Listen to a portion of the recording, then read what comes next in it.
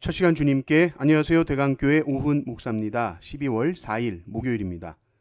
하나님 우리에게 주신 말씀은 로마서 11장 1절에서 10절까지 말씀입니다.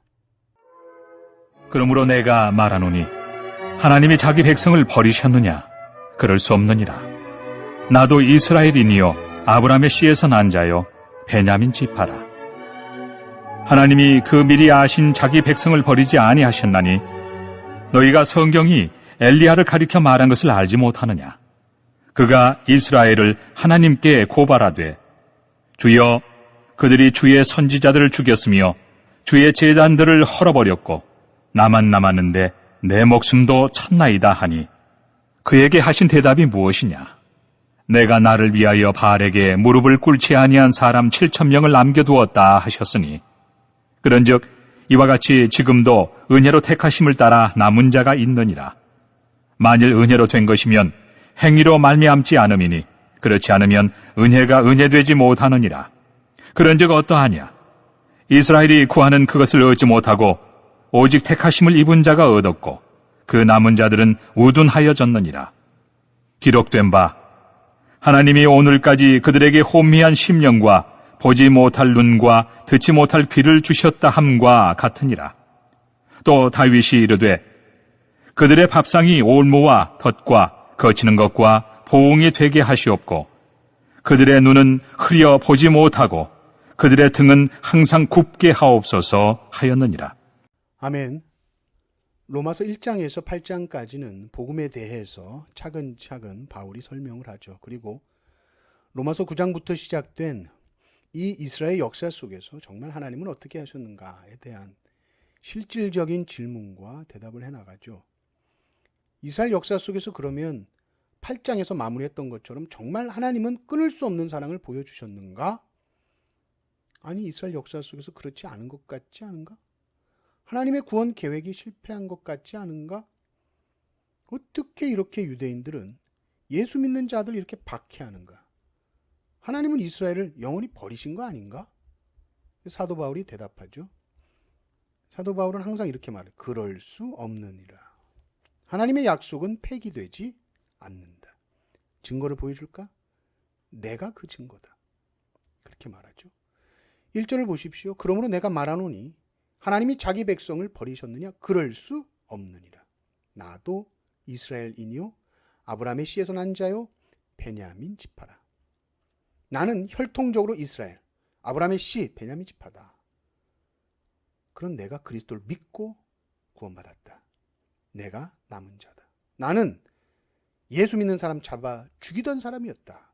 그런 나를 하나님이 변화시키셨고 바로 나를 봤을 때 하나님이 여전히 일하고 계심을, 하나님이 자기 백성을 버리지 않으셨다는 것을 알 수 있다는 거예요. 그러면서 엘리야 이야기를 합니다. 구약에.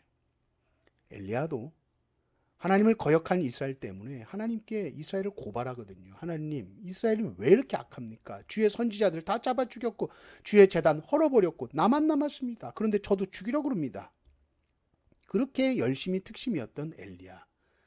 근데 완전히 낙심해서 이제 다 끝이라 생각하고 이제는 아무것도 할 수 없을 것 같이 쓰러져 있던 그 엘리야. 바울은 이 엘리야의 모습 속에서 자신을 봤을 겁니다. 나도 동족들에게 핍박받고 고난받는 이 모습이 엘리야 같구나. 그러면서 바울이 말하죠. 주님이 그때 엘리야에게 뭐라고 말씀하셨는가? 4절을 보십시오. 그에게 하신 대답이 무엇이냐? 내가 나를 위하여 바알에게 무릎 꿇지 아니한 사람 7,000명을 남겨두었다 하셨으니. 엘리야는 아마 이 말씀을 듣고 헉 했을 겁니다. 7,000명이요. 7,000명이라고요? 엘리야가 전혀 알 수 없었던 하나님의 역사를 위해서 하나님께서 사용하시는 하나님의 사람들이 7,000명이나 있었다.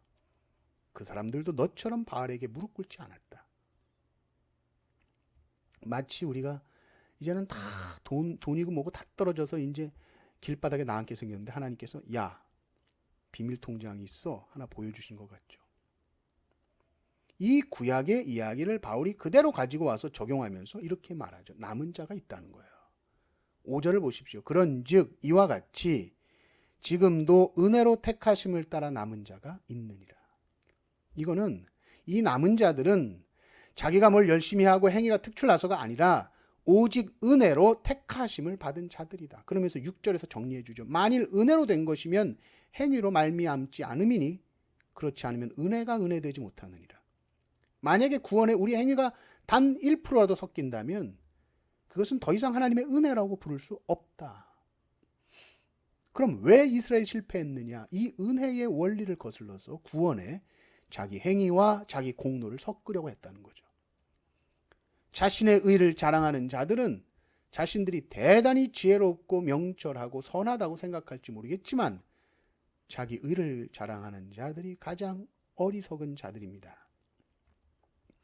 8절을 보십시오. 기록된 바 하나님이 오늘까지 그들에게 혼미한 심령과 보지 못할 눈과 듣지 못할 귀를 주셨다 함과 같으니라. 이건 아주 무서운 경고죠. 하나님의 은혜를 계속해서 거부하니 하나님이 심판하시는데 그 심판이 뭐냐면 귀가 있어도 듣지 못하고 눈이 있어도 보지 못하는 겁니다. 영적인 마비 상태가 되어버립니다.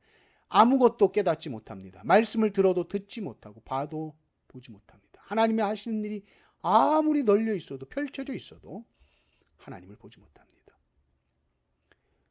은혜를 볼 수 있어야 됩니다. 하나님의 하나님 되심, 그 하나님의 은혜를 볼 수 있어야 됩니다. 내가 열심히 이렇게 했더니 이렇게 되었다, 이런 인과응보적인 이야기는 신앙이 아니에요. 신앙은 우리가 지쳐 나가 떨어져 있어도 하나님께서 7,000명을 남겨두시고 자신의 사역을 해나간다는 그 믿음 위에 서 있습니다. 사역의 열매가 만약 우리의 열심만큼 맺힌다면 우리는 자신의 의를 자랑할 거예요. 그런데 자신의 의를 자랑하는 순간 그것은 하나님의 역사가 아니었다는 것을 오히려 증명하는 겁니다. 신앙은 은혜 위에 서 있습니다. 하나님께서 남겨두신 7,000명이 있습니다. 남은 자를 통해 일하십니다. 우리가 항상 싸워야 하는 것은 자기 의를 내려놓는 것, 그리고 그리스도의 의를 붙드는 것, 자기 공로를 내려놓고 은혜만을 붙드는 연습을 계속해야 됩니다. 오늘 하루도 모든 것이 하나님의 은혜라고 참으로 고백하는 모든 성도님들 되시기를 주님의 이름으로 축원합니다. 아멘.